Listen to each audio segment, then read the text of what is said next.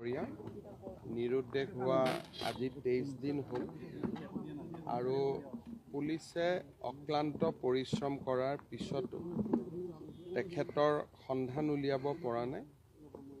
ব্ৰহ্মপুত্ৰ নদীত যিটো তেওঁৰ ওচৰত যিটো শেষ খোজ আছিল, সেই খোজটো পৰ্যন্ত পুলিচে পাব পাৰিছে। আমাৰ যিটো ডগ স্কোৱাড থাকে তেওঁলোকেও নদীৰ কাষলৈকে গৈ তাৰ পৰা আৰু আগুৱাব পৰা নাই। তেখেত নদীৰ কাষলৈকে যোৱা দেখা বহুকেইজন সাক্ষীও পোৱা গৈছে, কিন্তু ঘূৰি অহা সাক্ষী আদি কোনেও আজিলৈকে পোৱা নাই। তথাপিতো পুলিচে নিজৰ অনুসন্ধান অব্যাহত ৰাখিছে। মই কিবা এটা খবৰ পাম বুলিয়ে মই অহা নাছিলোঁ, কিন্তু আজি 23 দিন হ'ল দীপেন্দা আৰু বৌসকলক আজি এবাৰ লগ কৰিলোঁ। পুলিচে নিজৰ প্ৰচেষ্টা অব্যাহত ৰাখিব আৰু বাকী ভাগ্যত যি আছে সেইখিনি। এই ঘৰখনৰ লগত মোৰ বহুত দিনীয়া পুৰণা সম্পৰ্ক। নিপ বৰুৱা আৰু নীৰেণ বৰুৱা দুইজনৰ লগত মই একেলগে ককা দেউতা নাতি হাতী বোলছবি কৰিছিলোঁ আৰু অনাতাঁৰ কেন্দ্ৰত কাম কৰি থকাৰ পৰাই নীৰেণ বৰুৱাৰ লগত মোৰ বহুত ব্যক্তিগত সম্পৰ্ক।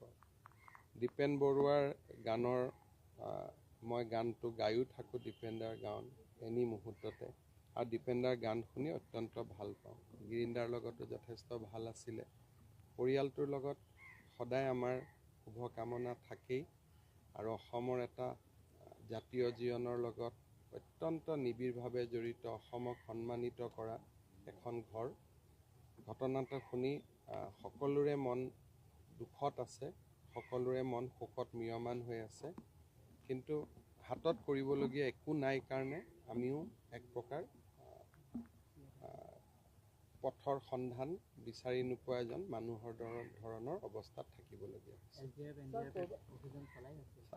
SDRF, NDRF সকলোৱে চেষ্টা চলাই আছে, পুলিচেও সকলোৱে চেষ্টা চলাই আছে, কিন্তু 23 দিন পিছত আৰু ব্ৰহ্মপুত্ৰ নদীৰ পৰা ঘূৰি অহাৰো প্ৰমাণ নাই। গতিকে কেতিয়াবা কেতিয়াবা খুব ঋণাত্মকভাৱে ভাবিব মন যায়, কিন্তু তাৰ লগত মানুহৰ সদায় মানুহ এটা আশাৰ ওপৰত জীয়াই থকা মানুহ, তাৰ পিছ মুহূৰ্ততে মনত এটা আশা আহে নহয় কিবা এটা খবৰ পাম। তেনেকৈ দুদুল্যমান অৱস্থাত সকলো আছে, ময়ো আছোঁ। আৰু তেনেকৈ মই আৰু বেলেগ বহুত বেছি